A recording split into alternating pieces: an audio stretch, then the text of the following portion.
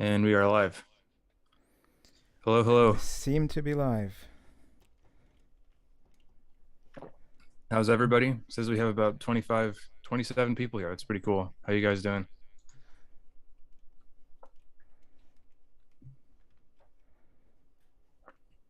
Let us know how everything looks, sounds. Hopefully everything's all right. We were doing some testing. Yeah, whether our voices are level with each other. Yeah.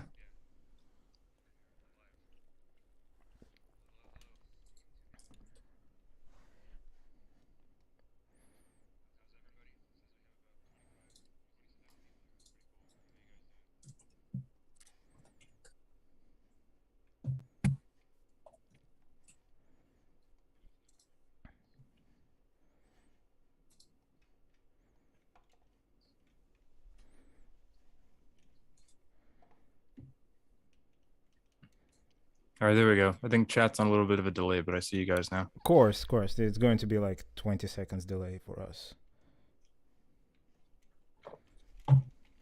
So how is everybody? It's very, very early in Japan where I am. This is the earliest I've been up in a long time.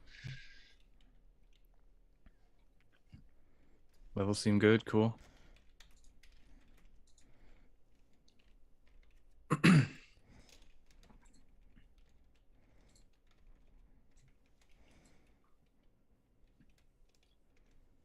So it's about 7 a.m. for me here, and I think Eugene, it's like midnight for you. It's midnight. Yes, it's midnight Yeah. in Ukraine. We had to make sure we were doing this comfortably for you guys, so we took one for the team.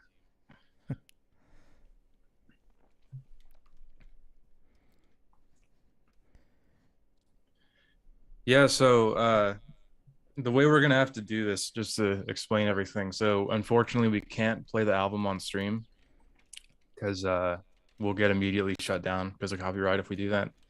So it's gonna be a little strange, but the way we're gonna have to do it is we're just gonna have to kind of count it down, and we're gonna have to sync everybody's players together. So we'll just kind of count it down, and then we'll all go through. We have this very handy Spotify screen where you can see where we are.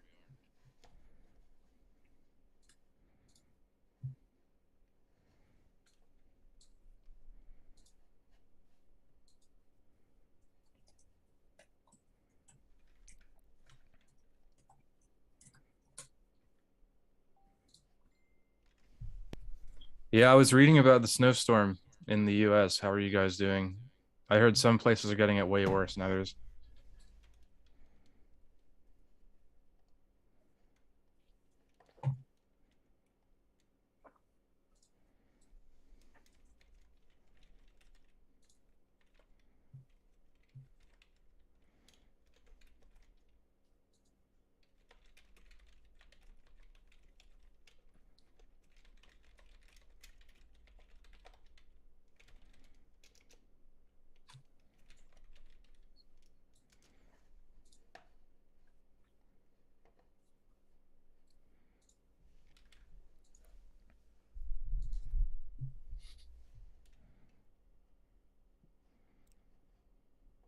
We aren't providing much online entertainment so far, because there's a big delay. Yeah, between us receiving messages in the chat and you hearing us back. Oh, bad in Boston. Damn. Mm-hmm. Yeah, I can see that. We actually got snow in Tokyo not too long ago, like maybe 3 weeks ago. It was the most snow I've seen in a long time. Coming from Texas, I'm not too used to snow, so that was pretty cool.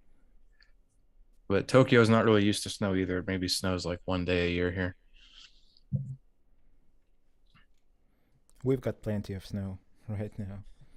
Yeah, you have snow and some other problems. Yes. So hopefully we Sometimes, will. yeah, sometimes hopefully the snow will keep us safe. Yeah, so hopefully we won't hear like air raid sirens in the background of Mm-hmm. Eugene's stream. Yeah. Yeah, if you hear them and I'm going offline and the stream's going offline, then, you'll be the first to know. Peter asking, can you tell us the players on this album? That's a great question. So I think, as everybody knows, kind of the, I don't know, controversial thing about this album is that it's considered a Tull album, I suppose, because it's essentially Ian's solo band. So who is it? We have Ian Anderson, Florian, right? Florian Ofale is on guitar in this album. Yes, still Florian, because it was recorded back when Florian was still the main guitarist. Yeah.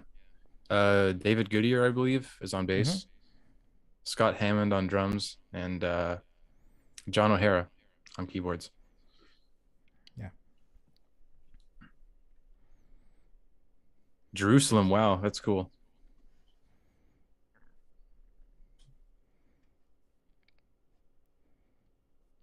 I didn't know it snowed in Jerusalem.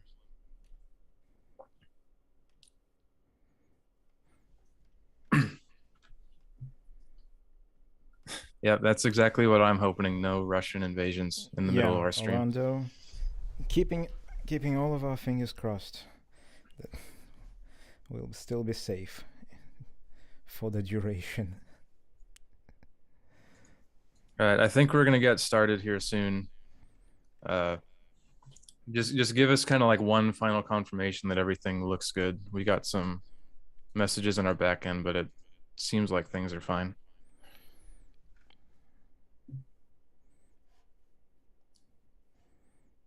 Yeah, I have some skipped frames notification, but I don't think I can do anything about those. We're streaming from my computer right now, and it just depends on the uplink, I guess. So Eugene, just as a reminder, how much of this album have you heard already? I have heard the 3 singles. Okay. And you? I haven't even heard those. I heard the first single like two Shoshana. times, I think. Yeah. Mm-hmm.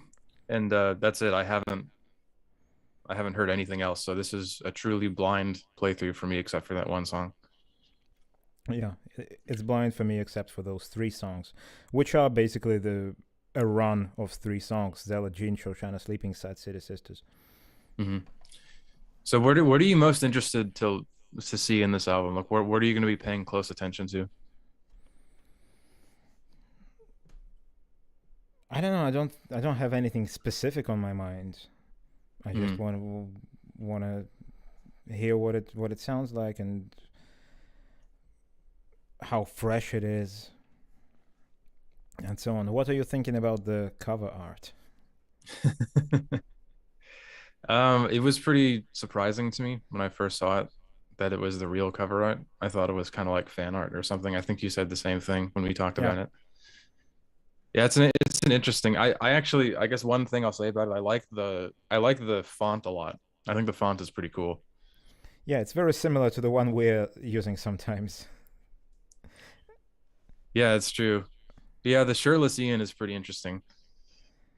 Yeah, I guess the main thing I'm wondering about this cover, Ian seemed very intent on making this a Jethro Tull album.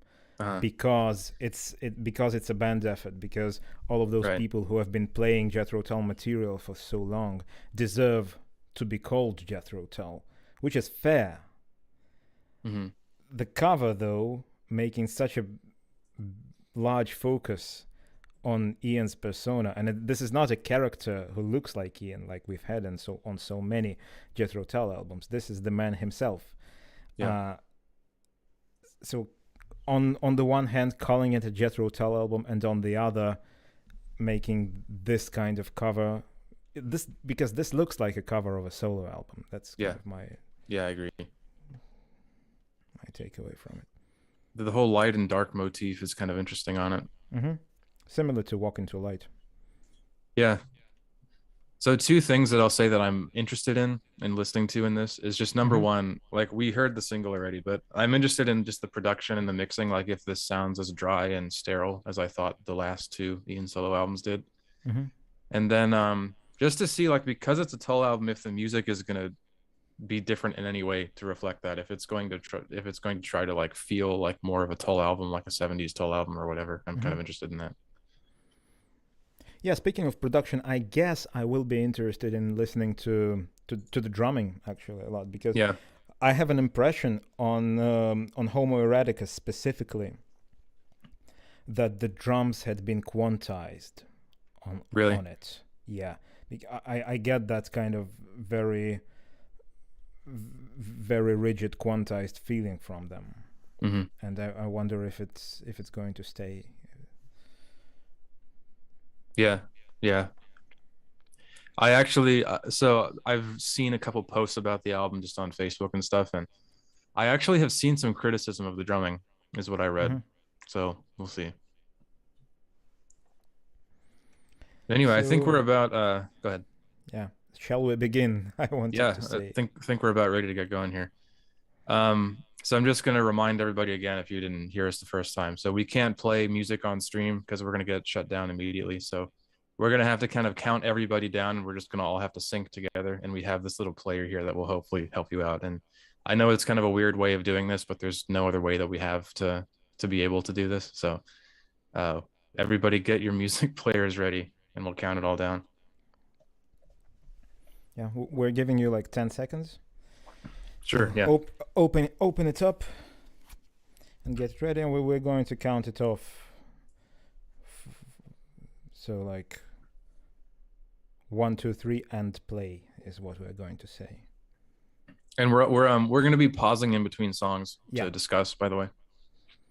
Yeah, we won't be going too long, I guess, not to turn it into a 3-hour stream. Yeah. So, but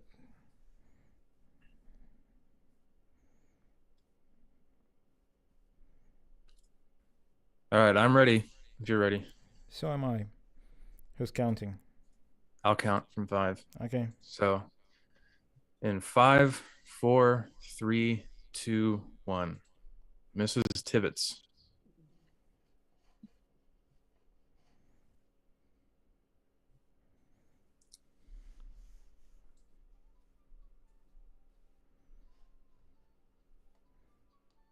This melody is from like Thick as a Brick too, isn't it? Similar, but not the same one.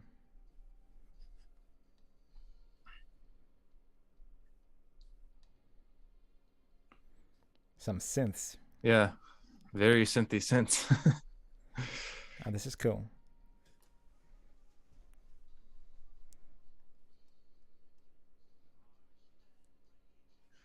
Wow, this is like 80s synth pop almost. Yeah. I'm kind of surprised.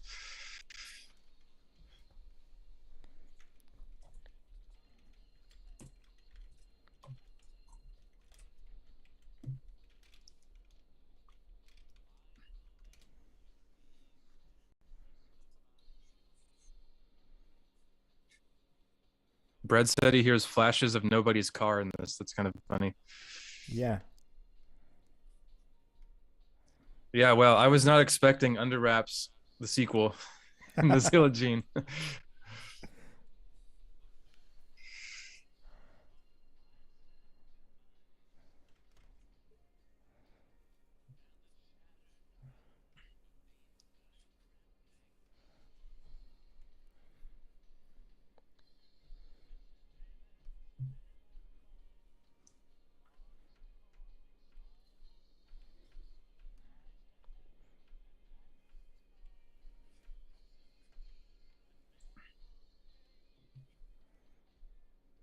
Yeah, this is a lot more like, I don't know, light-hearted than I was expecting, I guess. I feel like Homo Eroticus was very like kind of deep and in its own head, and this sounds a lot more bouncy and lighthearted.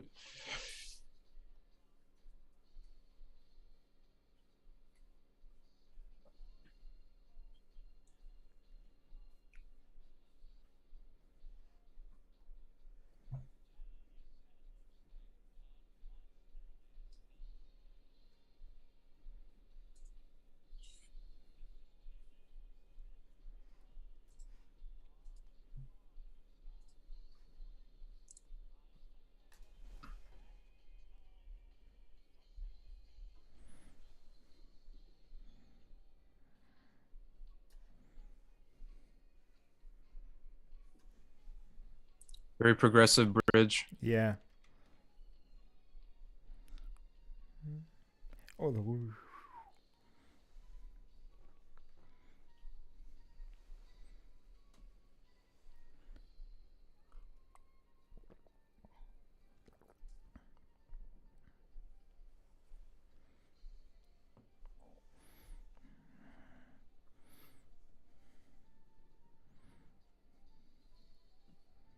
I'm happy with the production so far. I think it's an improvement over the last two.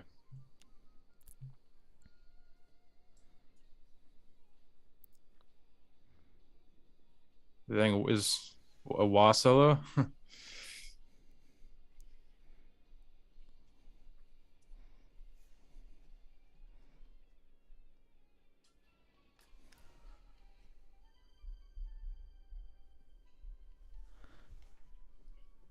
I remember Ian saying that this was like kind of a live album, like it was, it was like constructed as a live album, and I think I Mm-hmm. can see that in a lot of these passages.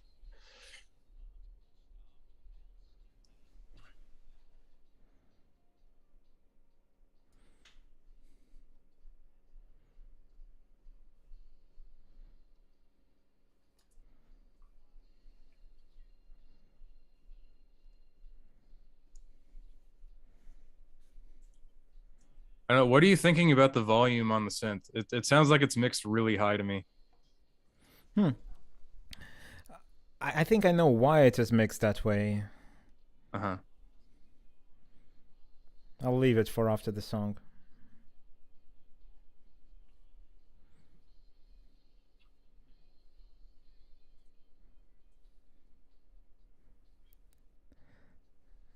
The break is nice. Mm-hmm.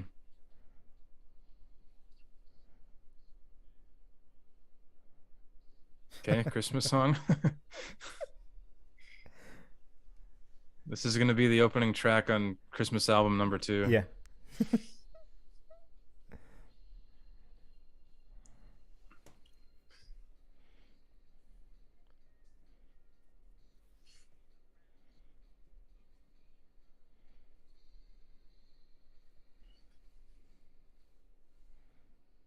Wow.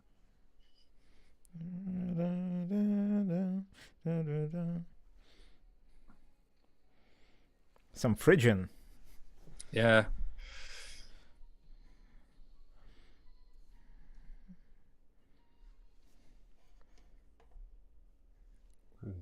Wow, crazy Yeah, soundscape at the end. clearly. Yeah, well, light-hearted, you say. I think this song is about the mother of the pilot who dropped the bombs on Hiroshima and Nagasaki. So Really? I didn't know yes. that. I was uh I was gonna ask if Mrs. Tibbets is like some British folklore hero like Biggles or something that I had no No, idea no, no. about. Mrs. Tibbet's little boy is the reference to the bomb. What Okay. if? What Well, if Enola Gay says this lyrics? no, I missed So that. Yeah, wow. I was surprised by that just because of the 80s synths. I wasn't expecting to hear that on a Ian Anderson project in 2022. It was kind of cool. Yeah, I think the synths are pretty welcome because it's part of the legacy of Jethro Tull, Yeah. and going back to this sound in a song uh, that has to have an element of something cold and foreboding and Yeah. uh, scary, I guess. I think it makes a lot of sense. Yeah, see, that was another thing that I was kind of thinking as I was preparing for this album is this is officially a Tull album for the first time in 20 something years, which is kind of Yeah. crazy that it's like this is going to be an actual entry in the Tull canon or whatever you want to call it. And the Tull canon, as we've seen on our podcast, it's really, really varied. And there's so many different pieces of the legacy there. Mm-hmm. And so I feel like, I mean, Ian's going to do whatever he wants, but I feel like when you're making a Tull album, you have to kind of think about like, where is it going to fit in all of these Mm-hmm. different phases and eras of the band and that kind of thing. So it would be kind of cool, like going forward, to see if they incorporate a lot of different like callbacks to kind of previous Tull legacy stuff. I guess we shall see. Mm-hmm. All right, then we're going to continue on with track 2, Jacob's Tales. Count us off. In 5, 4, 3, 2, 1. Wow. Okay. See, we're back to Catfish Rising now. Yeah, bluegrass. Yeah, bluegrass.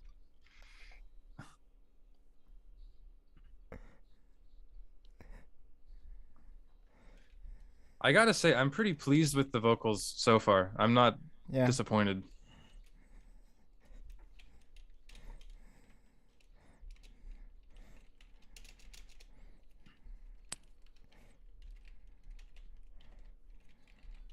Oh, this is only 2 minutes.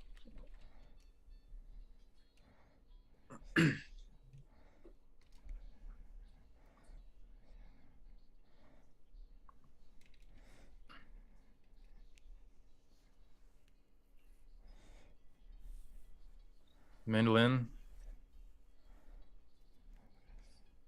Yeah, wow, this really is. I feel like it's like harkening back to like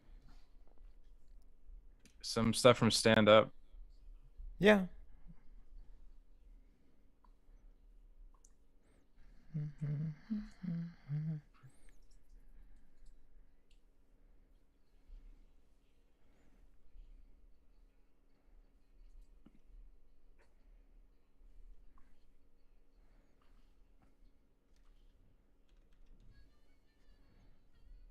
Man, when was the last time we heard harmonica? Ooh. I want to say Catfish Rising. Is that right? Can Let me anybody open up my confirm for notes. us in the chat?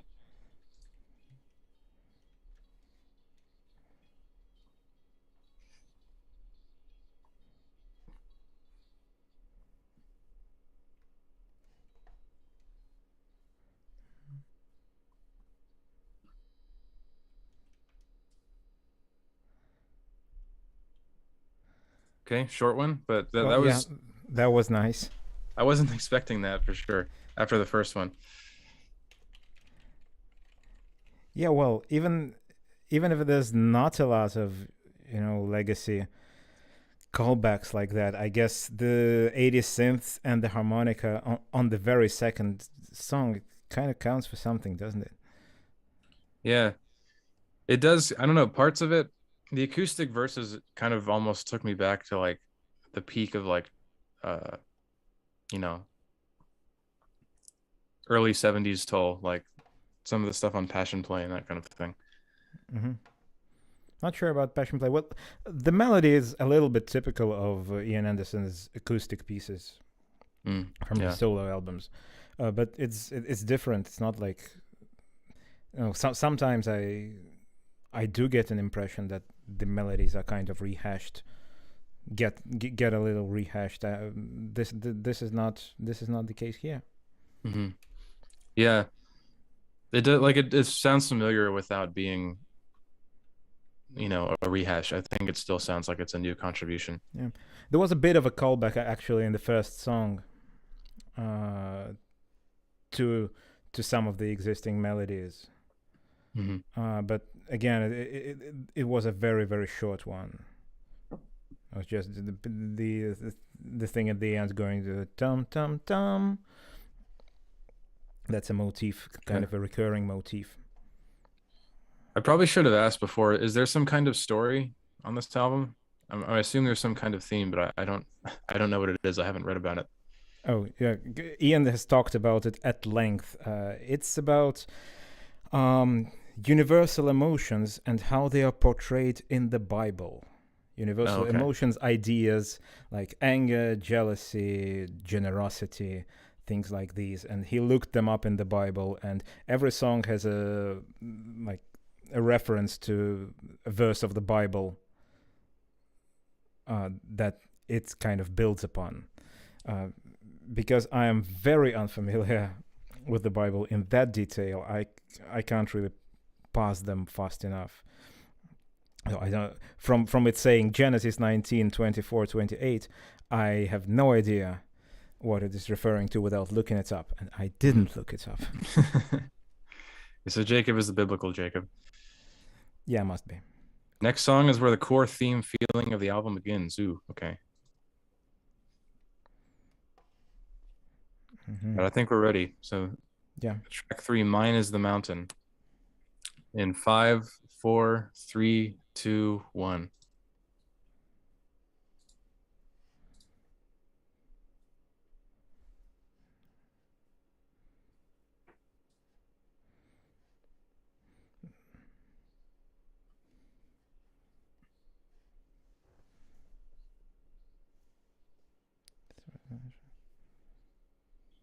Very dramatic. Nice dissonances in the piano. Yeah, it actually kind of reminds me of which song is that? The intro of Flying Colors. The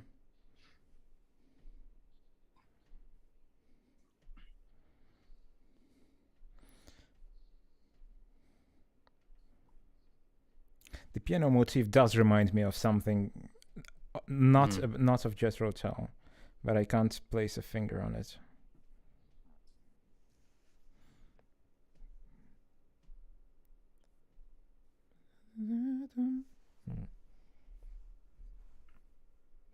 Whoa. There's high-pitched vocals in the back.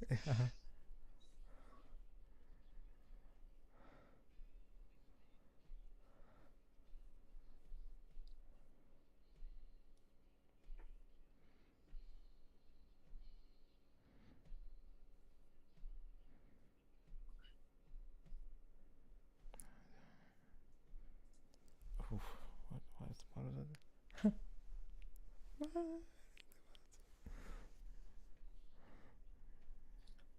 Yeah, I agree. This is somewhat my goddish. Yeah.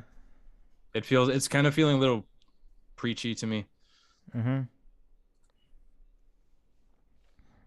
and the piano dissonance is clearly referencing those string patterns on the acoustic guitar in My God.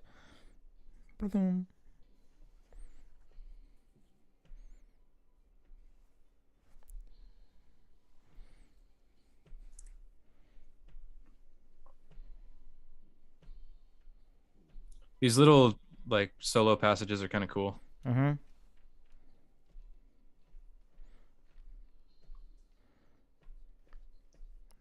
Okay. We're picking up the tempo. Yep, we're getting there.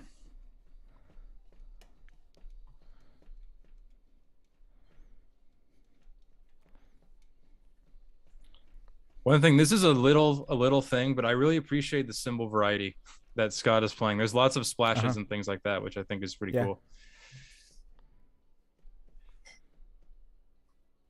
Okay. I feel like I've heard this melody before. Yeah.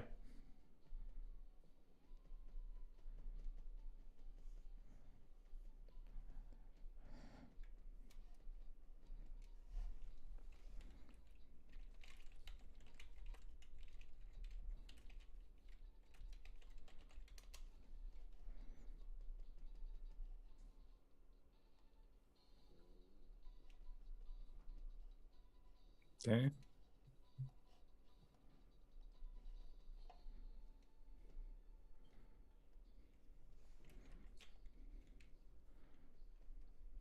Back to the slow, preachy part.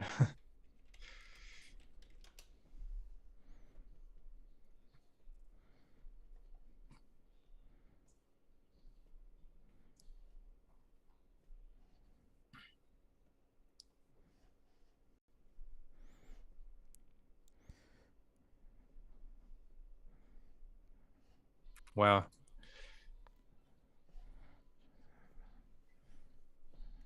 Yeah, James, I had the same question when I first heard that backing vocal, but second time I heard it, I think it's for sure Ian.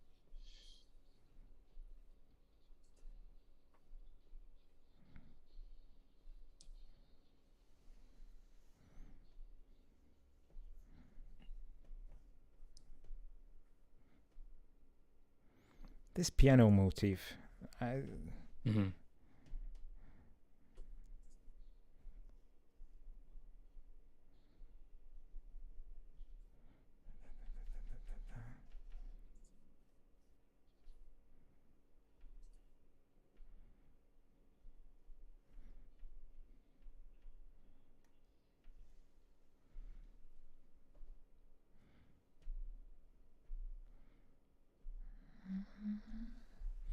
Mine is the mountain.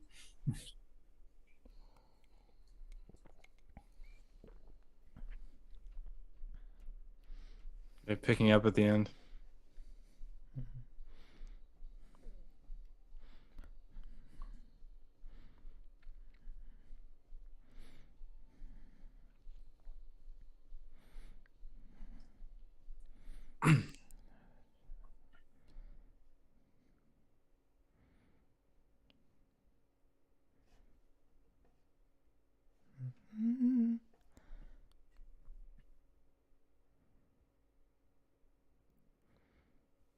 Yeah, wow. So we're getting a lot more serious.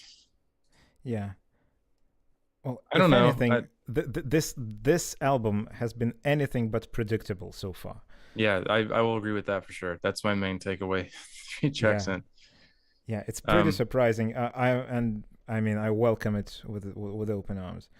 Uh, this well, first of all, this piano motif, it does remind me of something of a not of Jethro Tull music, but I don't know what it is. I might next week as we're preparing, because we're going to be putting out a regular episode about this album. yeah, we're not Actually, just gonna leave our thoughts to this to some really quickly thought out live yeah. So, streams. and as we're preparing, I think I've got to talk to my wife. Maybe she remembers something. But this guy, in my mind, there's a few extra notes in that melody.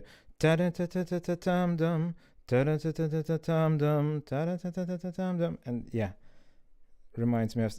And speaking of callbacks, I think there was a melody in there when you said you a melody you've heard. Yeah. I think one song that kind of uses a similar motif, and I'm not sure you've heard it because it's on the secret language of birds, which I don't think you're greatly familiar with. But Yeah. it's the motif that goes farmhouse in tatters, shattered and battered. Even lovers don't go there these last few years. And there's a few other songs that I think have this motif as well. But Yeah, that main flute melody stuck out to me. I'm gonna have to figure that out. yeah. NSBD90 now is saying, "Isn't the piano from My God?" No, it's kind of different. I think it's reminiscent of My God, but I don't think this is the. It appears that way. Yeah, so Song. the high vocals that was Yeah, the kind of high vocals surprising are me. brilliant. You like them? Yeah, I do. Because, I mean, they're surprising. They're keeping us on our toes. It's not something you expect in a Jethro Tull song. And, you know, but by the last time you're hearing them, you're just singing along with them. And I think it is cool to use the word mine in that kind of vocal just because you can kind of picture it as like, you know, something you hear in like a haunted mine echoing out from nowhere or something. I don't know. It this one was a little too slow and dramatic for me. I think it of the ones I've listened. I mean, we're only three tracks in, but it isn't my favorite of the three we've heard so far. I guess I'm not really a fan of like slower, more dramatic Tull songs, with the exception of like the concept albums. Because I said we said in our podcast that I wasn't really a fan of My God, and I guess I got some of the similar kind of preachy vibes from this one. Yeah, I do remember that you always praise songs by saying they're high energy. Yeah, yeah. Not that I think getting pensive is bad or anything, but I mean by all means, I love Thick as a Brick and that kind of thing. But Okay, I'm very Yeah. curious what the rest are going to sound like though, because I mean, so far we've gotten kind of a different sound every track. So the Zealot Gene is the one I've heard already. It's been the last single. The video for that single is, I think, my least favorite of the three videos. Though it's animated, and I'm into animation, but I don't think I'm into that particular style. This is going to be totally blind for me. So yeah, okay. Right, Zella Gene in 5, 4, 3, 2, 1. Okay, chunky guitar and that dark synth wave in the back. Yeah.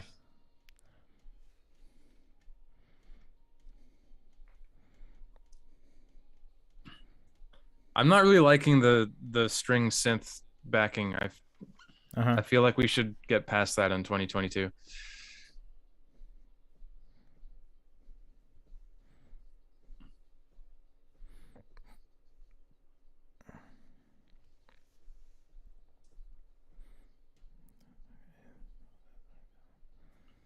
This drum part is kind of interesting. He's playing kick drum on every beat,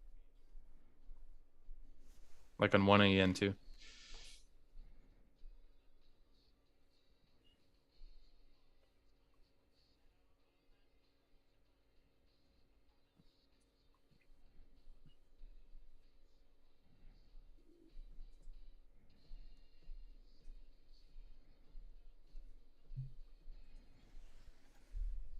This is still pretty synthy. It's kind of interesting.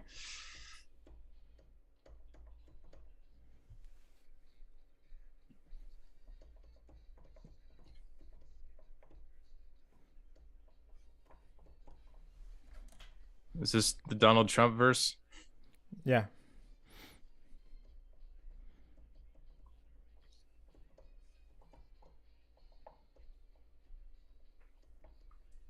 This guitar part's kind of cool, I think.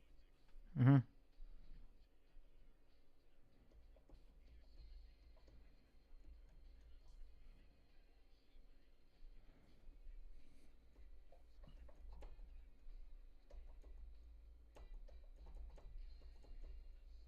I'm also noticing the double tracked vocals. I don't, was there Mm-hmm. double tracking on Thick as a Brick and Homo Eroticus? Not sure. I don't remember hearing any. Mm-hmm.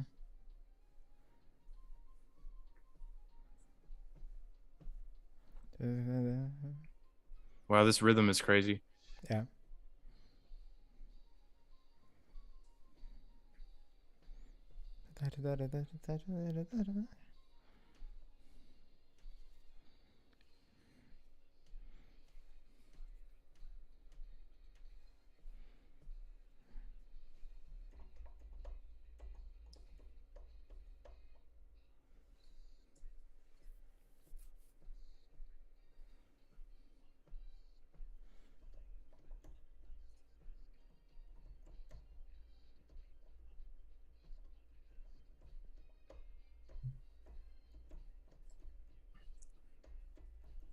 I really dislike John O'Hara's synth sounds. Yeah, I'm having to agree. I feel like the synth strings are a bit too old fashioned and a bit too high mixed. I'm kind of surprised.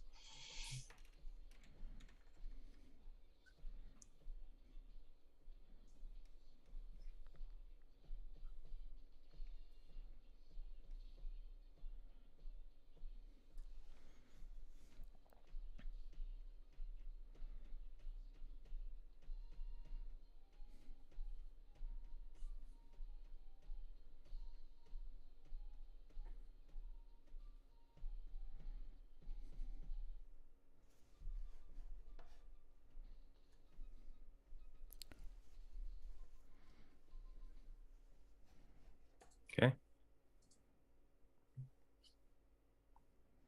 What are you thinking about the drums as far as quantization? I don't think they're quantized. No, I'm not getting that feeling Yeah. from here because sort of I get the feeling that the drums are quantized when I am not getting enough energy from them. Yeah. Because quantization famously kills the groove. Yeah.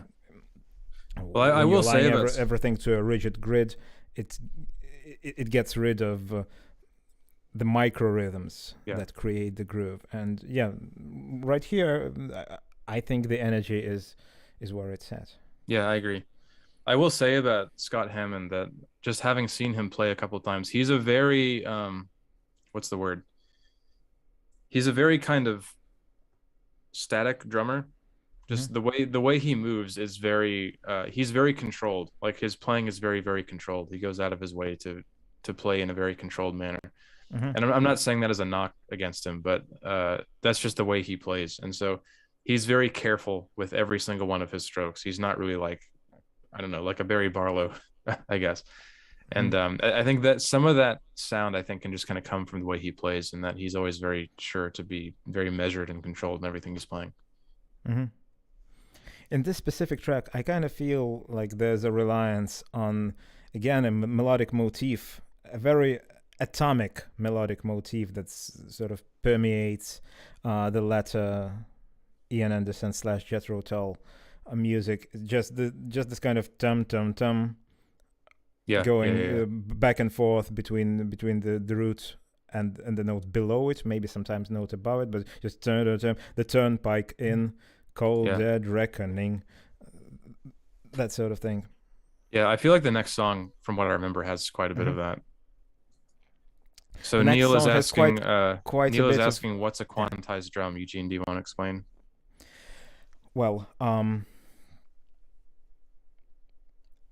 quantization is taking a recorded part and aligning, physically cutting it into parts, into sections, into different beats, and aligning every beat to the straight metronome grid. So normally, when a drummer is grooving, or any kind of musician is grooving, they will have some beats with the metronome and some beats slightly ahead or slightly behind. And I'm not talking noticeably that they're off beat, but it's just at the tiniest bit of rushing and dragging that creates movement in a rhythm. Quantization is removing all of that. Because when let's say a drummer is playing really badly and they can't groove at all and they're just all over the place, the only solution is to quantize them. Is to cut everything and put it onto the grid, and then at least it has a semblance of being, somehow on time. But I don't believe Scott Hammond is that bad of a drummer. Yeah, you can think of it as like auto-tune for drums, maybe. Yeah, would be a basic way to put it. It's basically like taking a live recorded drum part and matching it to the exact beat so that it sounds exactly on the beat. I think that it really doesn't work for live drums, though. I think, drum machine and digital is a different story, but yeah, you can't do that with live drums yet. But yeah, so there was a lot of discussion about the synth strings. And I have to agree that I'm a little bit surprised. I don't know if surprised is the right word, but I'm kind of disappointed, I guess, to hear the really highly mixed like synth strings. Yeah, I'm not a fan of the synth strings. I'm not a fan of the timbre, but again, I think the best synth strings for me are like the mellotron. Yeah, I agree. Totally. When something doesn't pretend to be live strings, because you can't really you can't really confuse a mellotron with a live musician, and just it has a certain character, therefore. However, when the synth and the samples try too hard to imitate a live instrument, that's sort of the uncanny valley, that's when it happens. Yeah, I think the reason I'm saying I'm disappointed is just because I feel like there's so many other sounds they could use. And just I feel like by this point in the 2020s, I just feel like we should have gotten past the point of thinking that it sounds good. I guess just like of all the music that's come out and all the discussions that have been had over synthesized string sounds like that, I'm just kind of surprised. But all right, shall we move on? Yeah. So track 5. So this is one that we've actually all heard before. So track 5, Shoshana. Hope I'm saying that right. Shoshana Sleeping. In 5, 4, 3, 2, 1.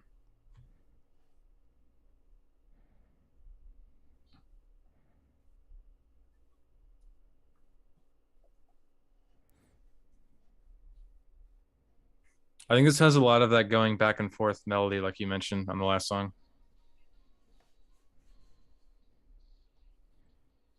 Yeah. For what it's worth, I actually think this does sound fairly Tully, like even kind of like mid-70s heyday Tull. I can kind of see it. I like the whispered vocals. Yeah, I was gonna ask about that. What you thought about that? I like it because again, it's different.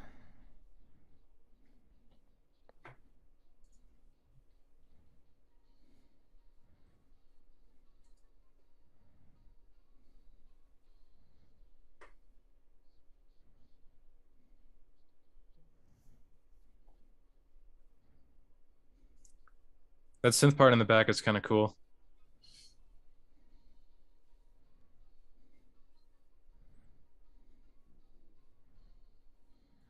Is this like the most driving thing on the album? I wonder if that's why it was chosen as the lead single. I'm not sure.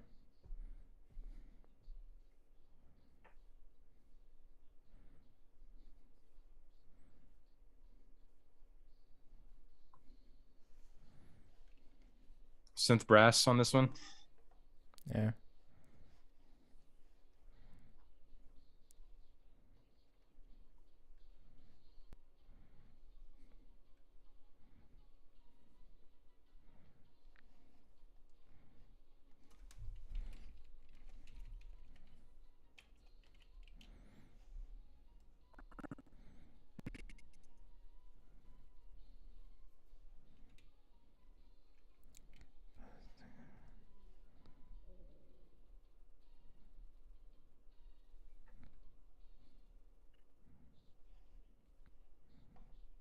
the synth brass is really interesting. I'm going to talk about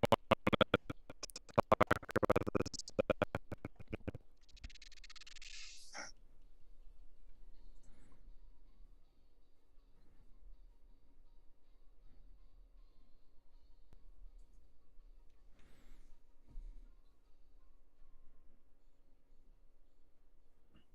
Spoken bridge monologue. Yeah.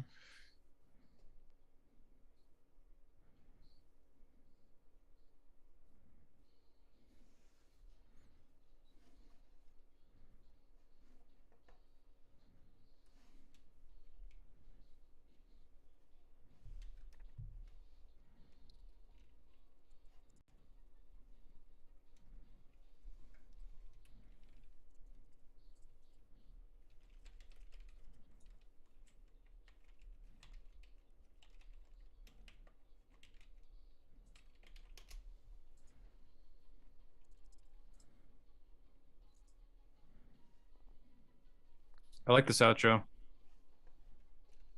was a cool fill, drum fill.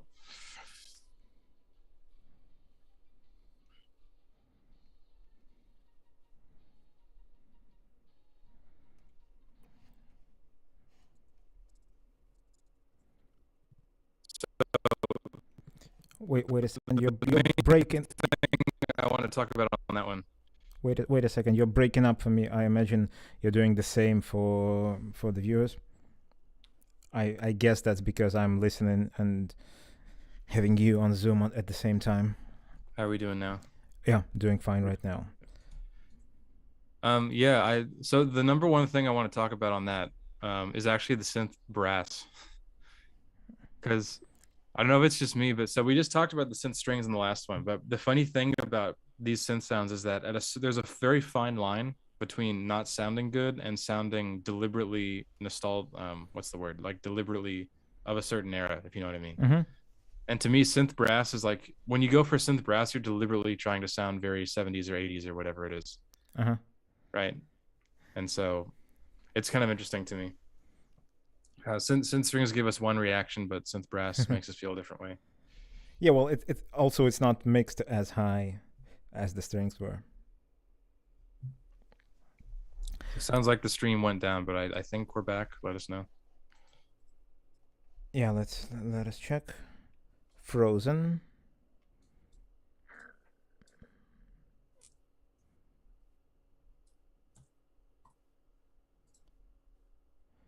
Okay, so it looks like it's frozen, so what shall I do? Should I end it and start? Because I think we're good. Just, give me a second for the chat to come in. The chat is saying still frozen.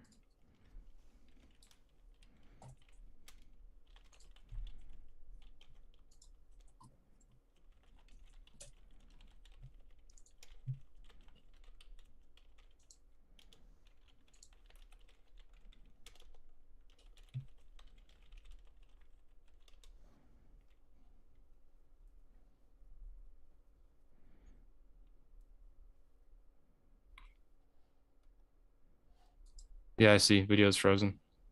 Mm-hmm. Okay, so what did you say? If I click end, then it ends automatically on your end. Mm-hmm. Give me 1 second. Should I click end stream right now? Give me a sec. Oh, I think it's coming Brad back. is saying seems okay now. We may have come back.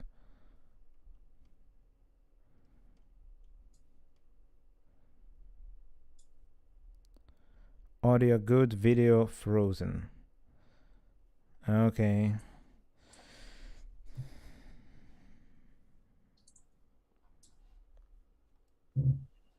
Yeah, I'm watching on a non-delayed stream. I think we're back.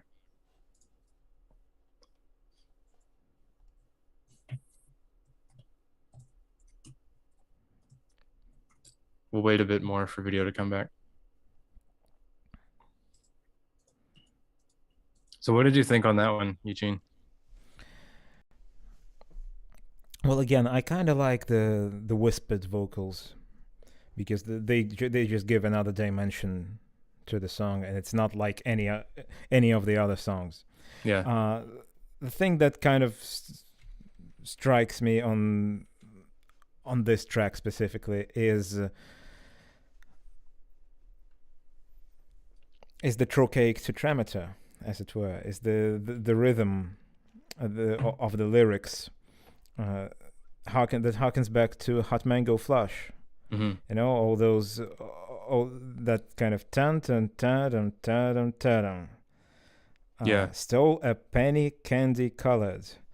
And here we're like painted man with buttons barely holding, bursting belly bulging. Yeah. And on this one we've got, you know, bud embroidered, what what am I saying? Bud emboldened forest flowers. You know, lines like these. And with the spoken part, it again starts reminding of Enter the Uninvited, where there's the spoken section with the same rhythm. Old Corinium Doba, Norum Dura Vernum Cantia Corum. Mm-hmm. So there's a bit of that in this song, but overall, it's a nice song. I really like the video. I think this is my favorite of the 3 singles in terms of video. That video is incredibly low budget. I mean, it's like using plaster of Paris and rags and things like that, and but it looks so striking. Yeah, it's very well made. I had the same feeling about the like the pentameter or whatever the correct word is. Tetrameter 4. Yeah, tetrameter. Yeah. Yeah, I got the first I had that same sense when I heard it for the first time. I kind of picked that out as something that Ian's been doing recently, but I didn't have the correct term for it. But yeah, I'm kind of wondering why it was picked as the lead single. My guess is that it's kind of one of the more driving songs. I'm not sure about driving. I'm not sure. Maybe in terms of rhythm, it felt, I don't know, the most rocking, I guess. I suppose they wanted to build up to the Zealot gene, which feels like the Zealot gene was meant to be the most energetic, and they wanted to gradually build up to that. They would kind of create a feeling of expectation. Yeah. So Shoshana, I'm guessing that's a biblical name. I think it's a Hebrew name. Yeah. And the whole song is sort of the Song of Solomon. Yeah. Before we go on, I'm just gonna wait a second. Let us know that everything's. We may have just frozen again because I got a pretty bad sound.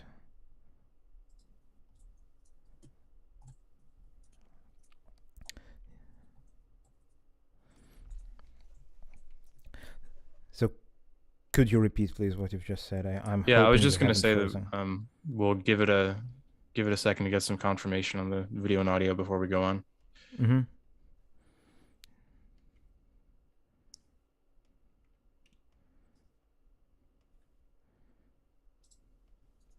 We're very new to this, as you can probably imagine. So, getting used to everything. Both perfect right now. Great. Okay.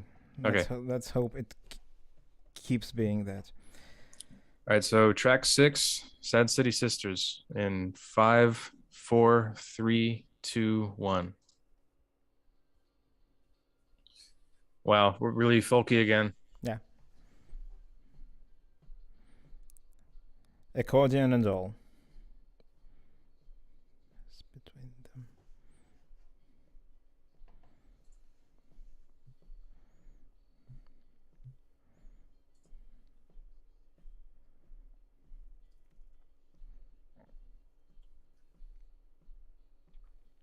Accordion, cool.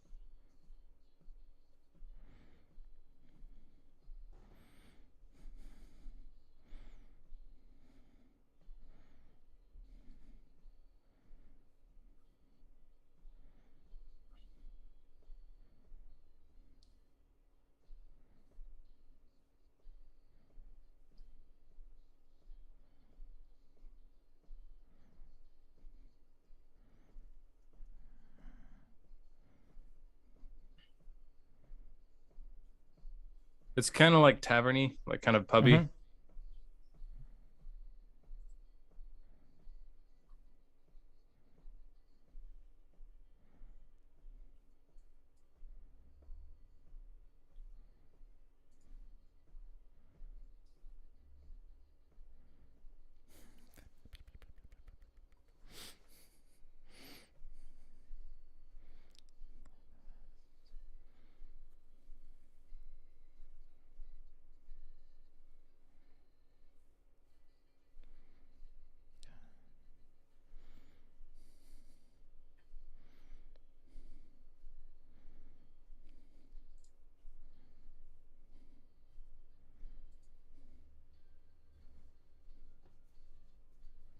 I know I'm liking this. I think Yeah, it harkens back to a lot of the best of like folk acoustic toe. definitely does.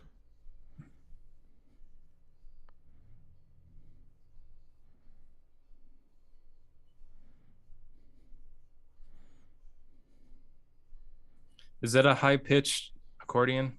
Yeah, Yeah. just really high up.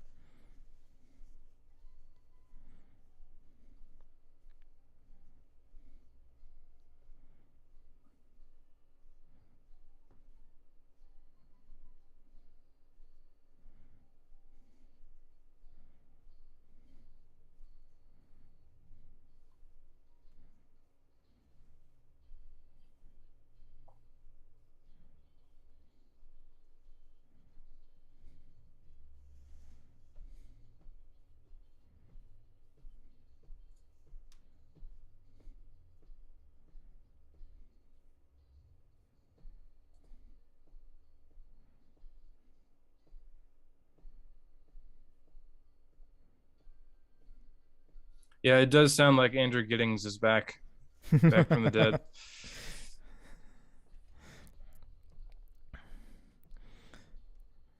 Back on the squeezy thing. Yeah.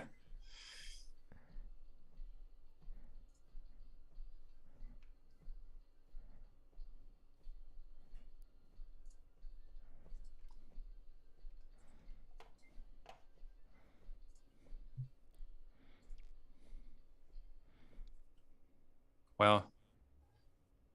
Was that what kind of flute was that? Was that a whistle at the end?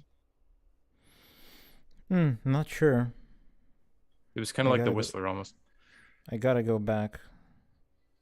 Yeah, I like that.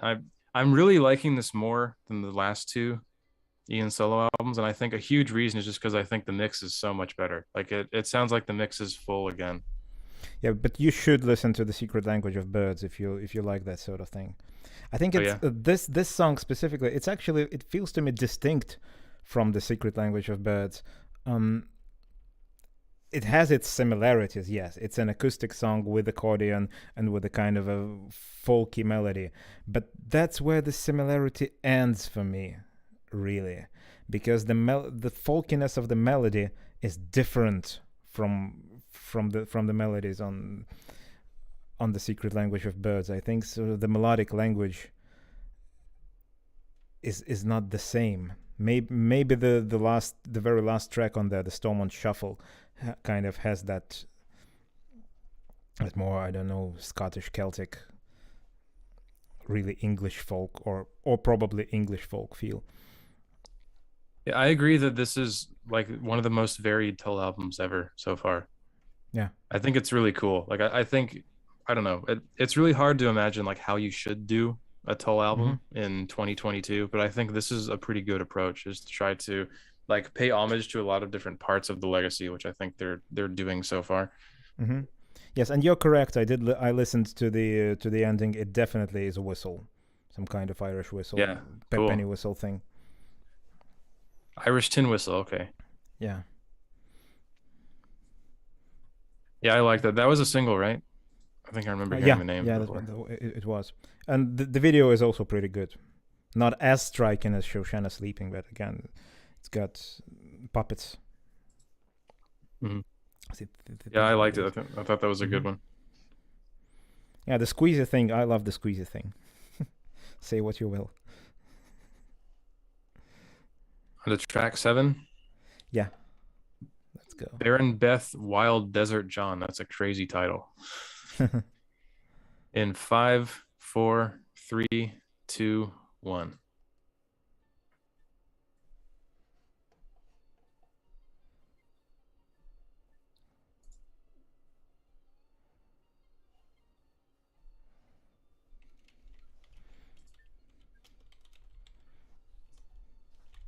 A lot of synth strings again. Oh.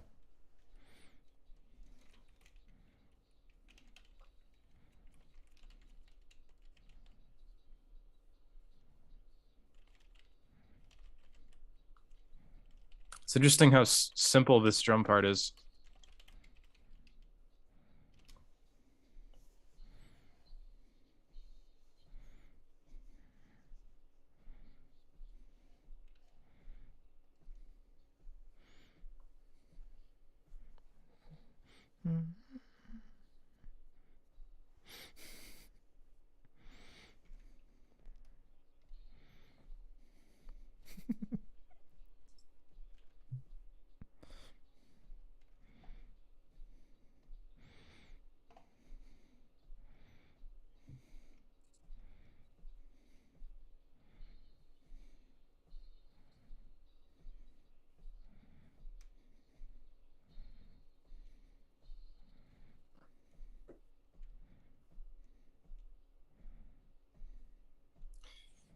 These kind of higher pitched vocal parts are interesting. It reminds me of, this is a really weird reference, but it reminds me of Joseph and the Technicolor Dreamcoat, the musical. A lot of the music in that musical is written kind of like that.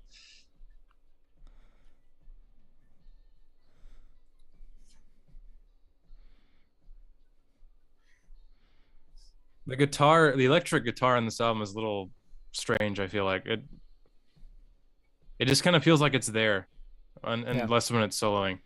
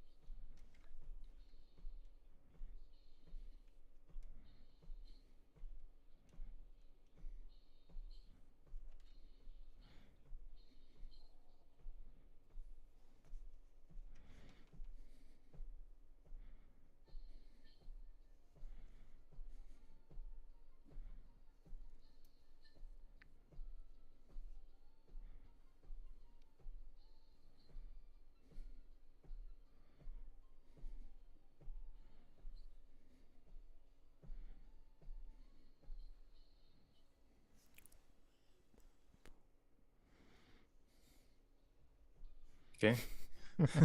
There's like an Art Blakey drum roll at the end. So I'll let you go first on that one, Eugene. I don't think I'm a massive fan of this song. Mm-hmm. Feels to me like sort of a more steady Zella Gene. Yeah, Brad, I'm interested why you think I was gonna like this one. I think I may know why, but I'm curious because I don't think I did. That kind of felt like it kind of felt like the most generic one so far, is what I would say. Yeah, it kind of did. Again, we're getting the trochaic tetrameter back, filled with passion, preparation, a dip in Jordan's heady brew.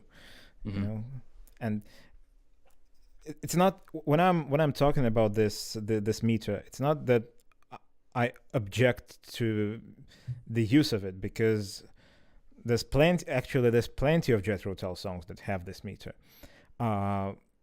What is happening here and in Shoshana and in those other songs I've been referencing is that this meter is basically tantamount to the melody. We have these 4 beats of the meter, and these are like the 4 pairs of 8 notes in the melody, and that's the melody.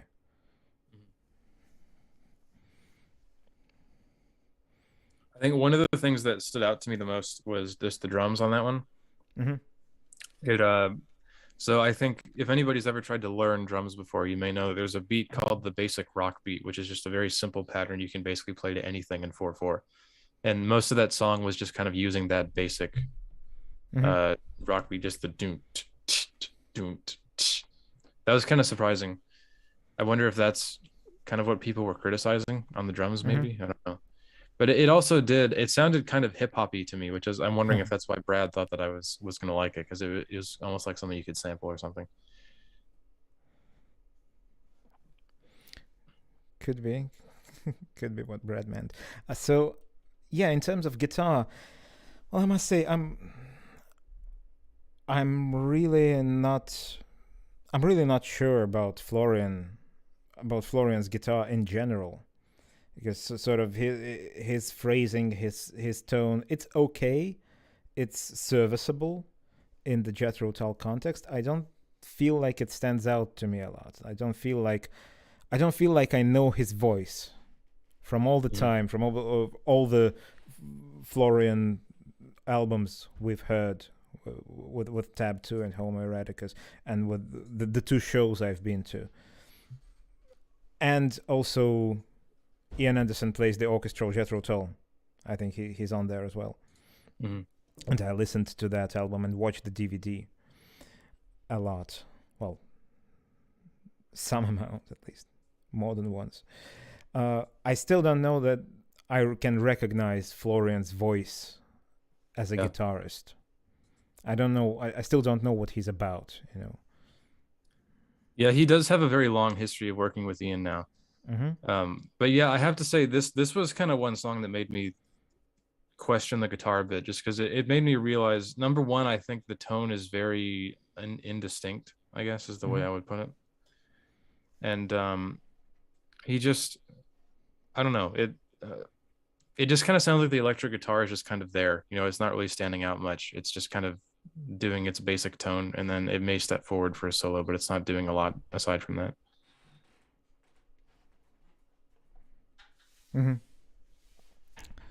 Moving on. Yep. Give me 1 second.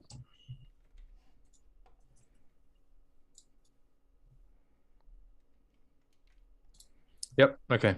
So track 8, the betrayal of Joshua Kind. I think. Kind. The betrayal of Joshua Kind in 5, 4, 3, 2, 1. Whoa. On a Queen beat. Wow, really?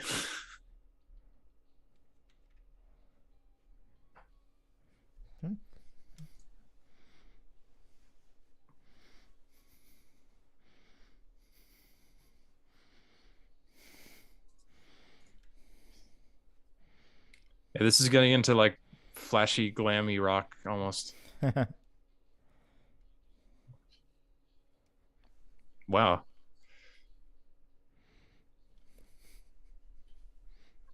That piano is cool. It's reminding me of something that I can't place.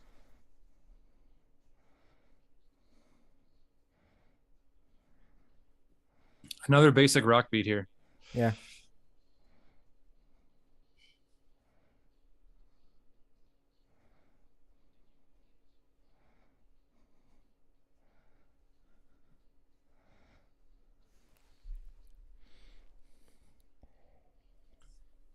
I like the piano, but it very clearly sounds like a digital piano, you know?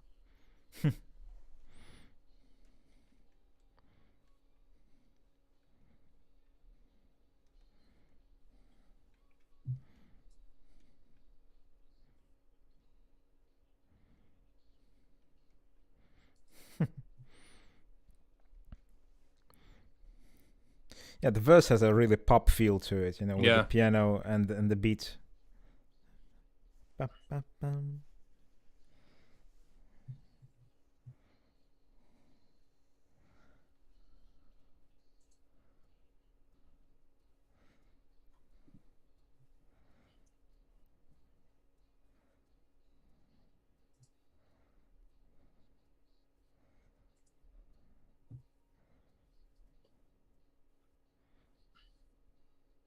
Kind, okay. Mm-hmm.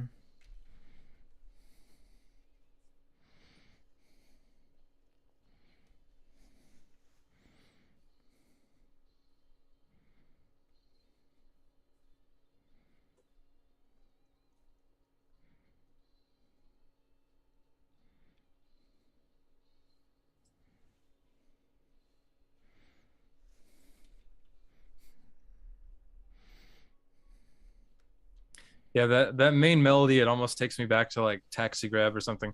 Yeah. Yeah, because it got the bluesy piano kind Yeah. of piano line.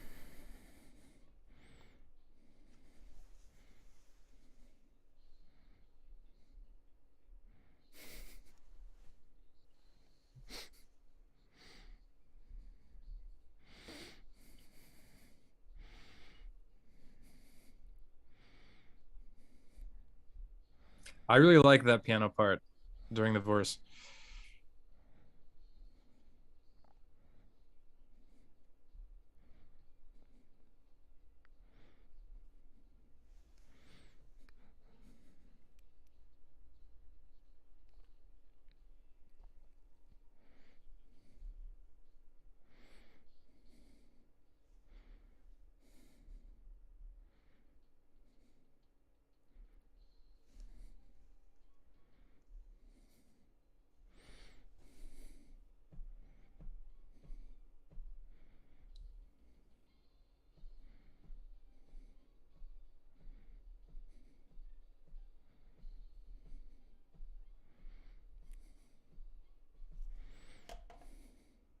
Okay. Yeah, So two. parts of that were kind of approaching like Taxi Grab too, I feel like. Yeah, I really like the dueling flute and piano line, but Yeah. I'm kind of sad that it doesn't develop. They can just repeat it over and over again. Mm-hmm. And it just keeps coming back. The same two lines. They work really well together, but I mean, it's a shame that they don't really go anywhere. I thought the piano was really good during the verses. I love that part.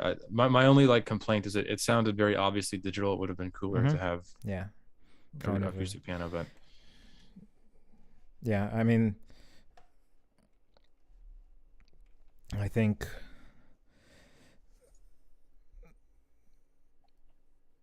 I really don't know what kind of piano tone is that is. Maybe it's a Roland thing, or maybe it's a Yamaha thing, but it's kind of a familiar digital piano sound. Yeah. I actually quite enjoyed the vocals on this one. Ian is not straining himself at all here. Yeah. It's just a very calm but not spoken delivery. Yeah. Maybe a sort of, I don't know, very soft, like a very soft, like a very soft Leonard Cohen song, maybe. There's a couple of these songs where I think this is kind of pointless to say, but there's a couple of songs where I really wish I could hear what it sounded like with like the prime 70s Ian voice, but I mean, we're never going to get that again, so there's no point trying to reminisce about it. But I think some of these songs, they would be really cool to hear with like that 70s Ian voice and that kind of thing. Mm-hmm. Yeah, Brad's saying in the chat that he's hearing pigeon flying over Berlin Zoo and Draft of Penguins. Well, I think both of these songs, they kind of have,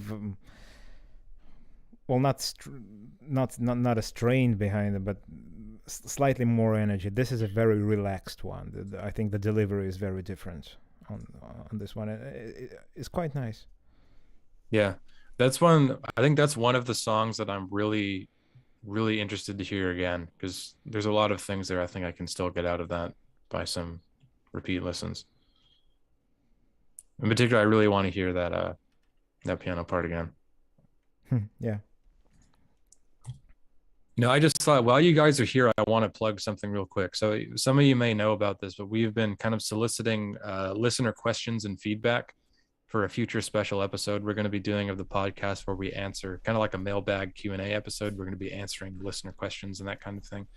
And there's a Google form where you can go to fill that out if you want to. I'm going to post it in the chat right now. So if you guys are interested, if you haven't done that already, please feel free while you're listening with us to go there, give us a question we can talk about on the stream. And there's some other kind of survey questions there you can also fill out to help us know what we should kind of attune the podcast for in the future. Anyway, let's go on to track 9. Where did Saturday go? Sounds like an Elton John song or something. In 5, 4, 3, 2, 1.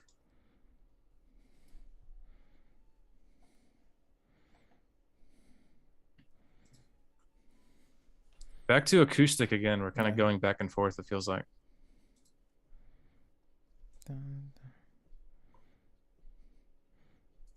Oh, very secret language of birdsy. This one.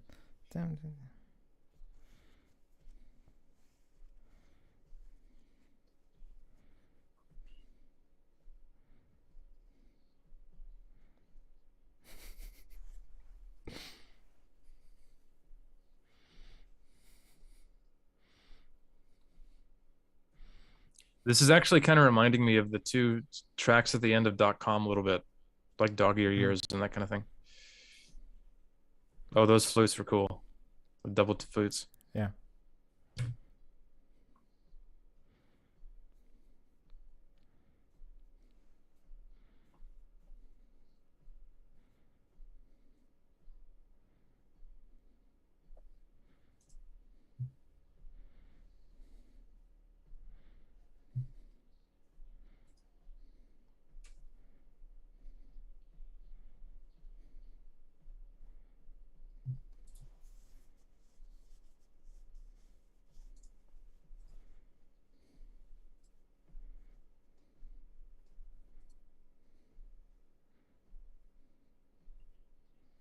I love those flutes. It really reminds me of, like, there's a lot of kind of early 70s folk from the UK that use that same kind of sound.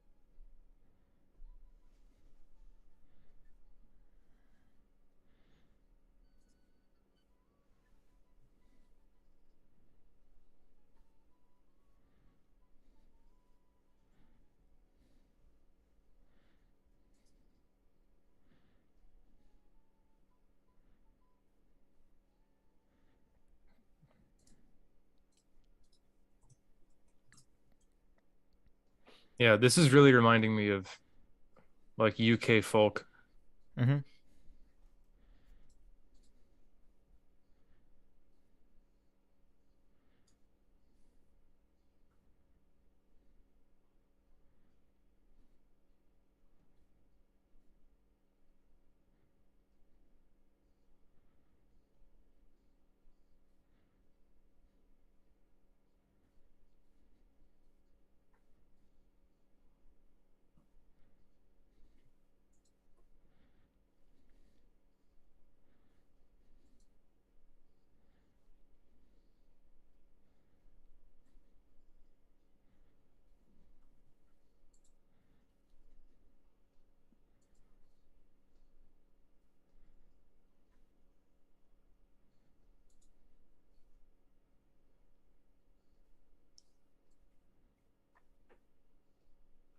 I like that descending acoustic line.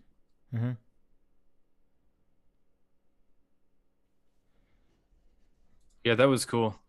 Just kind of an Ian by himself song. Yeah, quite reminiscent of some others, but I think it's kind of a different take on this sort of melody.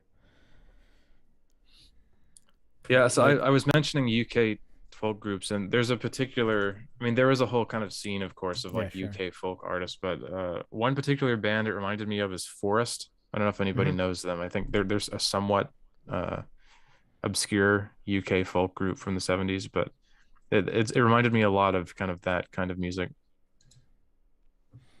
Yeah, I'm not sure I know them. Yeah, I agree, James, about Donkey. It's kind of hard to kind of hard to fit Donkey into the lyrics of a song, a donkey ride.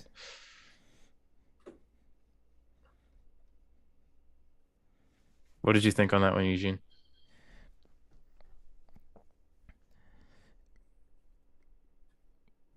Again, I kind of like it. You know, it's a new take on those on those motifs. It doesn't appear particularly original, Hmm. but yeah, Brad is saying Old Black Cat, Black Mamba. I'm not sure about Black Mamba because Black Mamba is a very, I think, feels to me like a different kind of melody. Old Black Cat, yes. Rupees Dance, yes. If you slow down, if you really slow down Heavy Metals and In for a Pound from Homo Eroticus, you will get a very similar, I think, a similar melody. But because it's so slowed down and the vocal melody goes a different way, it makes it interesting. Oh, Eugene, what are they drink? What are you drinking? The people want to know. Do they? I can't really see. Oh yes, I'm drinking a beer. It's I just had my it's a I kind had of my plastic cup of water, but a all gone hazy now. IPA by a local craft brewery. Knees turn velvet, nose forest. Yeah, I'm a fan of Forest. Uh-huh. Um I think they weren't around very long. I think they were just kind of there and then gone in the 70s, so they didn't have a huge impact, but I'm a fan of them. Mm-hmm. Oh, Black Mamba because of the dual flute line. Yes, the dum. Okay, yeah, I get it. Yeah, I love the flute line. I think that was my favorite part of that song. All right, on to the next track. Yeah. Track 10, Three Loves 3. Three Loves, comma, 3. In five, four, three, two, one. More folky. Yeah.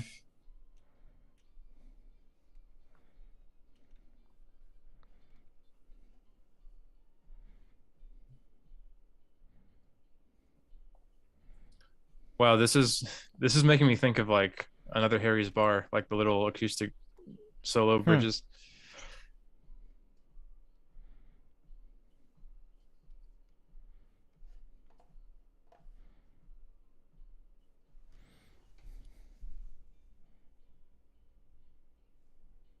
Is that an alto flute?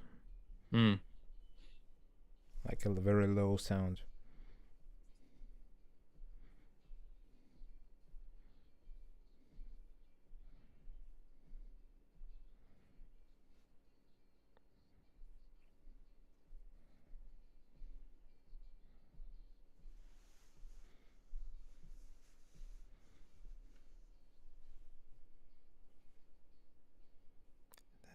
Oh, I like that. Yeah, and it's not what you expect. Yeah. The electric guitar on this part is interesting. It gives it like a very dreamy texture to Mm-hmm. it.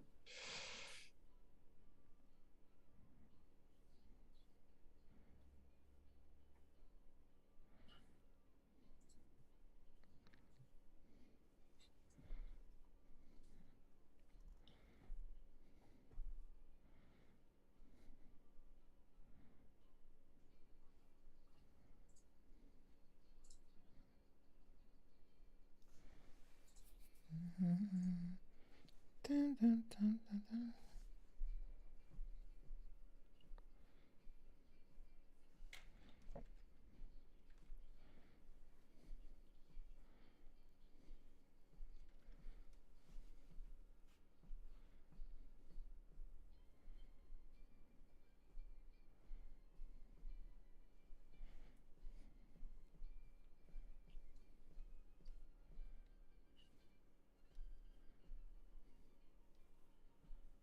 Wow, yeah. I really like this chorus. Yeah.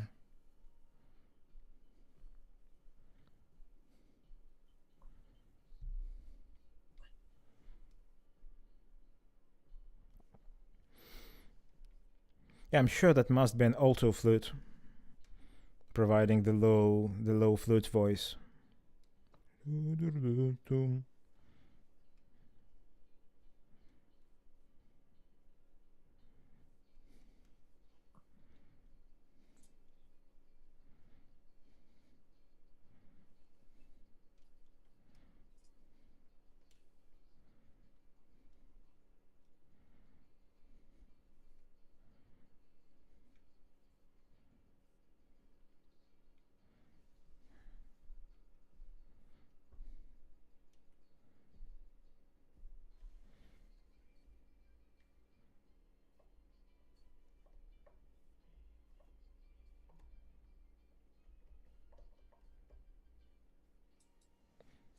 Oh, there's a track fade Oh, there.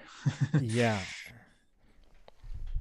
Well, yeah, that I thought that was wonderful. I thought that was even better than the last one. Yeah, it's a very good one.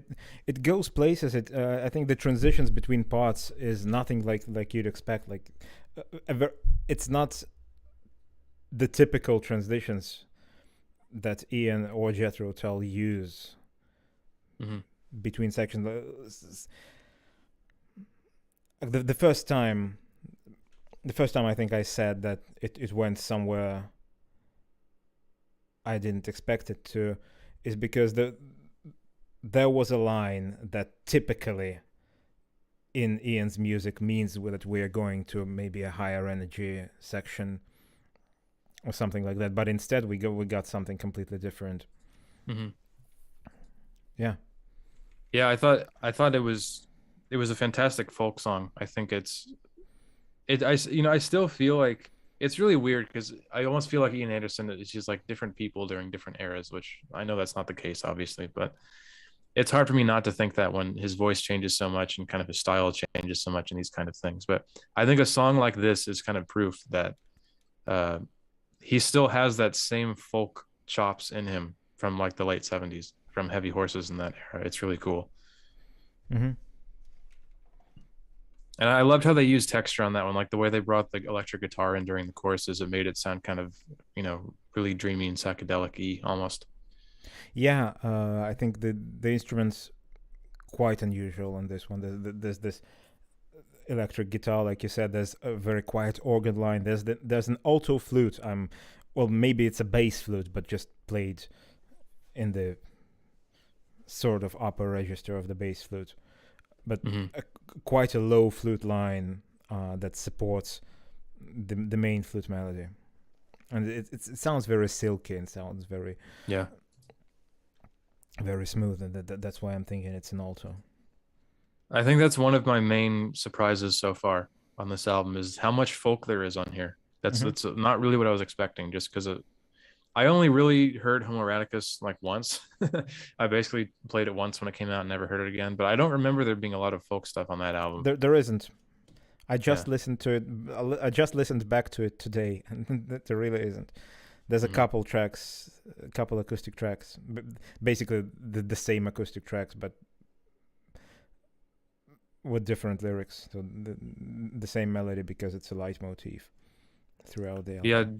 James, I agree that I think this is going back to a lot of like, Heavy Horses, Stormwatch era folk stuff for Tull. It's really cool. Mm-hmm. All right, next track. So this is going to be a weird opening because we pause in the middle of the track fade. Yeah. Track 11 in brief. Oh, 1 second. I'm buffering. Okay, track 11 in brief visitation. 5, 4, 3, 2, 1.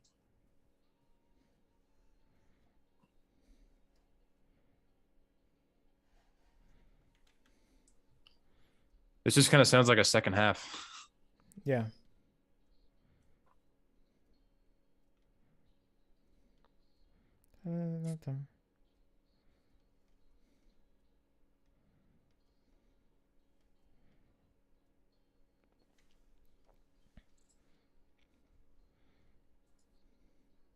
More interesting piano lines.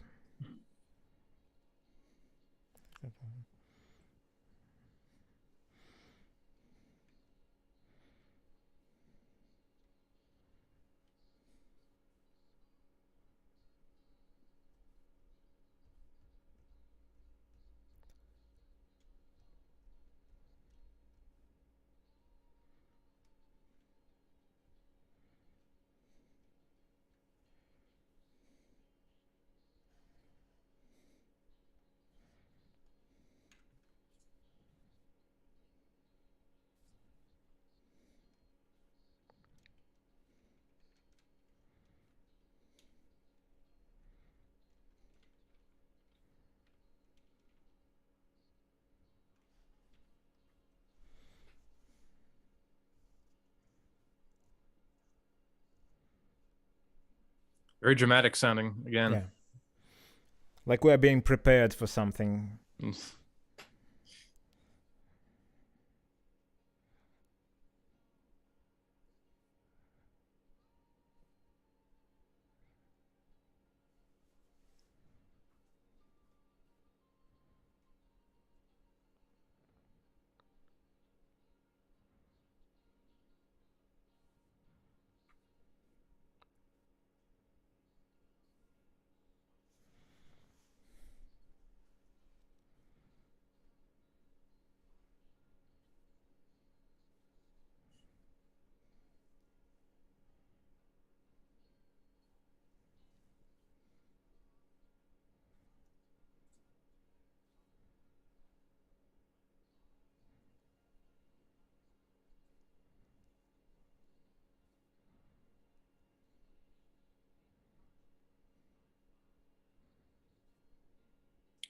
Oh, Joe Parrish's guitar on this one.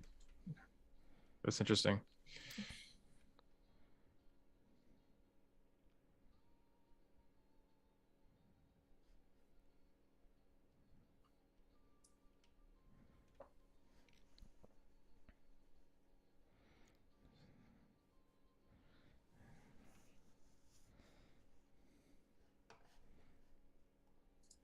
Yeah, I think like you said, that sounded very much like a penultimate track. You know? Yeah.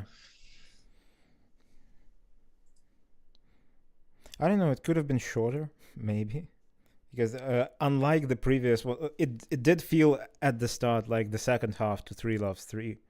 Yeah. But then, unlike Three Loves Three, it didn't really develop a lot. Yeah, I agree. I think Orlando is saying the same thing. But overall,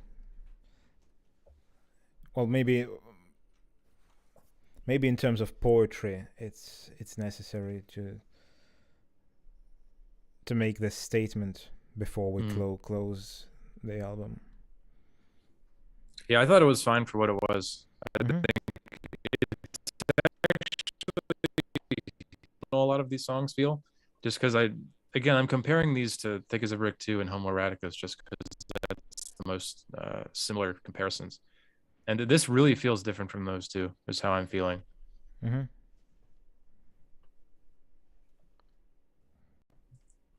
Want to go on to the last track? Yeah. I'm worried I'm going to say this wrong. The Fisherman of Ephesus. Right.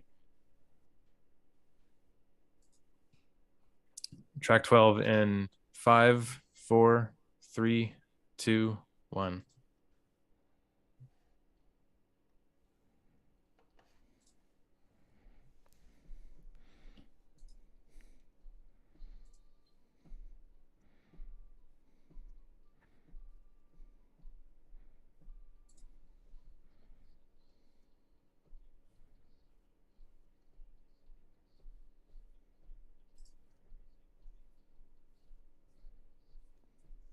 I was wondering if this one was going to be folky like the last couple, or kind of back to a rock thing. Yeah.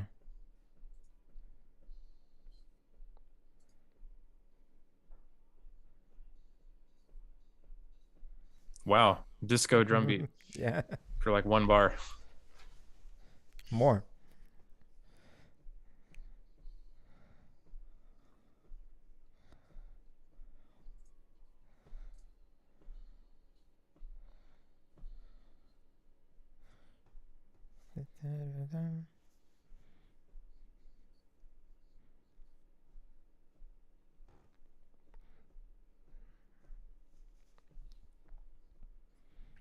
The cymbal part's interesting.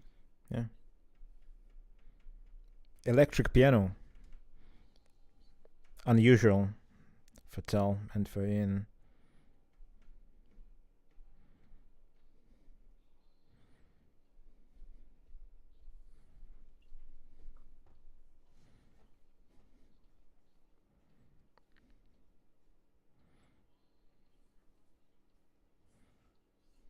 You know, I'm noticing I haven't really noticed the bass much on this album. Yeah. Kind of until now. There wasn't a lot of it on the folk tracks.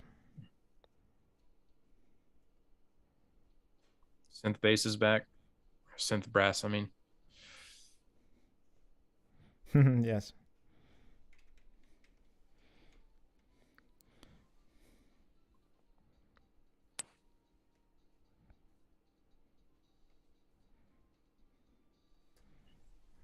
Nice pause. Yeah, this is kind of the one part where I feel like the drums have really picked up. Yeah. It's a cool drum break.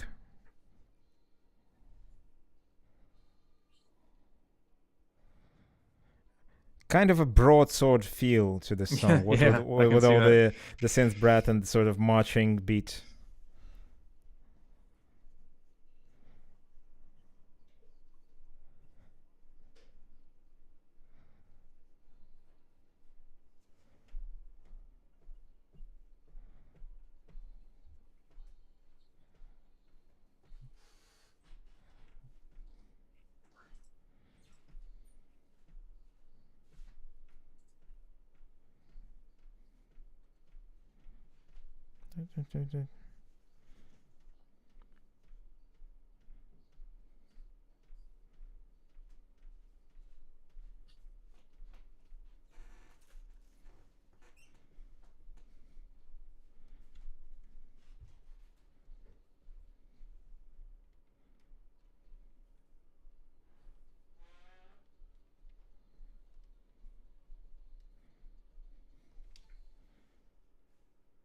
And that's it.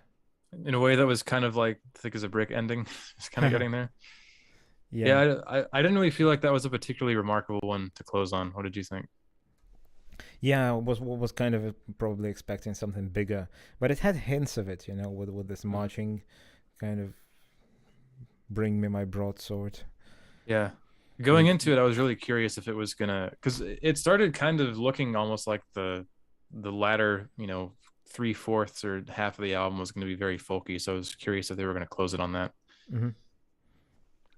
No, it does seem like the continuation of Zealot, Gene, Baron Beth,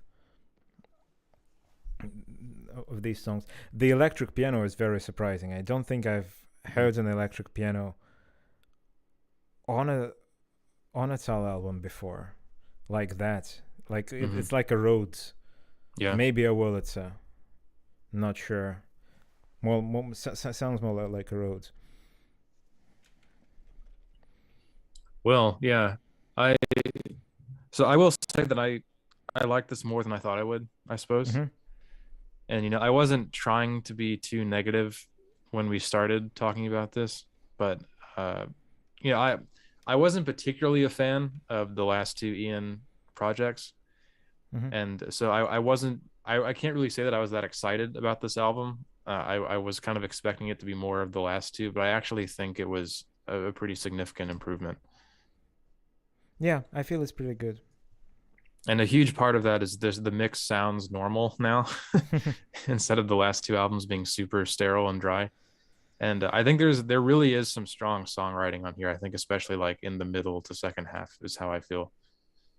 Mm-hmm. Yeah, it has a very strong beginning, that's for sure. Yeah, I like the first track too. The first track surprised me. Like from the very Mm-hmm. beginning, I was surprised by the first one. So we of course we're gonna come back to this album and talk about it more in depth later. But I'm Yeah. curious right now, Eugene, if you have just any tracks in particular you would point out as your favorites. Well, the ones I would like to go back to, I would definitely want to go back to Three Loves Three, because it was very unexpected. I want to kind of understand how this track goes, because it was surprising. It was quite progressive. It's I think probably the most progressive folk song on this album. Mm-hmm. The first one, the first one is quite good as well. I will be coming back to it, I think. I think my favorite was Three Loves Three for sure. Mm-hmm. I think a lot of the middle and like, the third quarter I liked. Betrayal of Joshua Kind, I'd like to hear again. Where Did Saturday Go? Yeah, the Betrayal of Joshua Kind is definitely it's quite interesting. Sad City Sisters, I think I remember liking that one. Mm-hmm. It's always so interesting when when you listen to an album for the very first time. I don't know if you guys have this experience, but your opinion totally changes over time as you listen more and more. Yeah, of course. So it's kind of when you listen to an album for the first time, it's like a reaction that you'll never have again. Mm-hmm. What about you guys? What did you guys like the most on this one? And what are your feelings in general about it?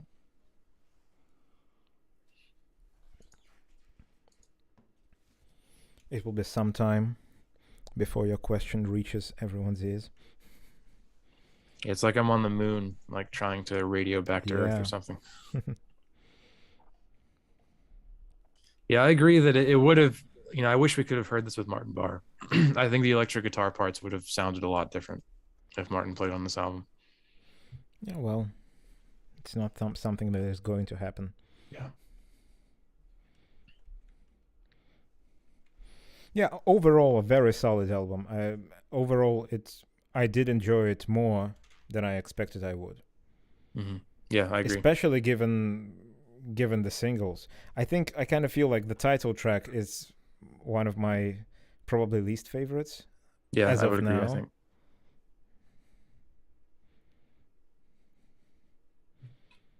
I might change my mind, but who knows?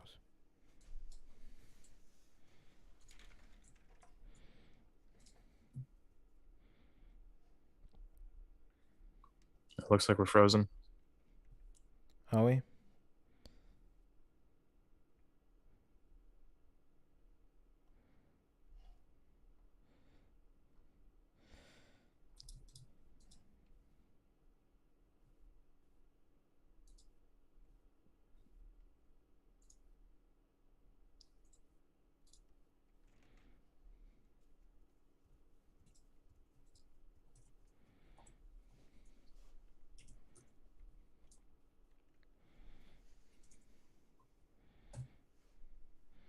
Yeah, thanks everyone for hanging out with us.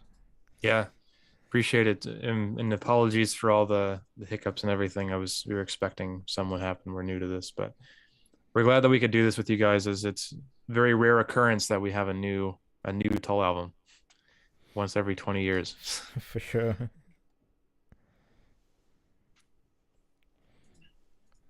But we'll of course be doing a full episode in due consideration. It'll be our kind of season finale for this season of the podcast. So we'll be coming back and kind of giving greater consideration to everything here and kind of taking more time with it. But this was just kind of our blind listen first reactions. Yeah, for sure, because we thought it would be, the most fun thing to give a first listen to this album together, kind of share our thoughts. Because we've spent the last several months discussing Tull between ourselves. Looks like a lot of agreement around the folky stuff and the lighter stuff. Yeah, and Three Loves definitely looks like everyone's favorite. Acoustic trilogy towards the end is the high point. Yeah, I agree. that was the high point for me as well.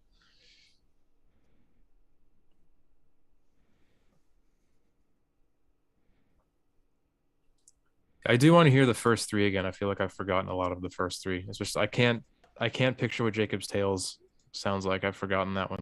Oh, that was like the Catfish Rising one with the harmonica, I think. Yeah. Solid for this phase of Ian's career, I agree. Definitely.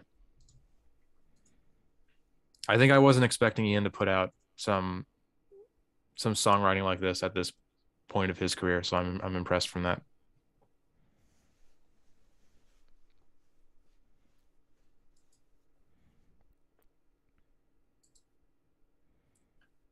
What day was Zella Gene released? Yesterday? Yeah, so I think for Eugene and I, for everybody, it's the 29th. Yeah, no, 28th. It's 29th for you guys and 30th for us, I believe, but it was on the 28th. Yeah, we recorded .com already. .com is coming. We did Roots to Branches last week, I believe, and so it'll be 2 weeks after last Wednesday. Mm-hmm. And then we'll be explaining this on the podcast and everything, but we're doing .com and then Zella Gene episode, and then we're gonna be that's gonna be the end of season 1, and then we're gonna be taking a bit of a break, and then we'll be coming back with season 2 with a bunch of more stuff. More questions about time, Brad. It's 10 minutes to 2 a.m. So Eugene's about to go to bed, and I'm Yeah. about to get my day going. It's almost 9 a.m. here. I was rehearsing with a band last night, so I knew I wasn't going to get much sleep last night. Yeah, I had a productive day working on some music today. Nice. So. A real string section instead of a synth. Yeah, that would have been fantastic. Yeah, that would have helped the album a lot, I think. Not out of the realm of the possible, what with the string quartets and things like that. Yeah, I think if especially if it was recorded well, it would have added a lot. But I think the synth strings are the weakest part of the whole album, in my opinion.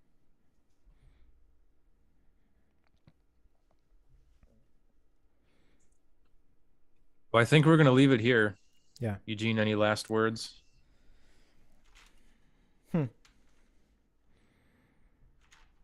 I think not.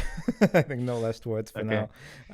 I'll have to collect my thoughts, and I'll say what I think on our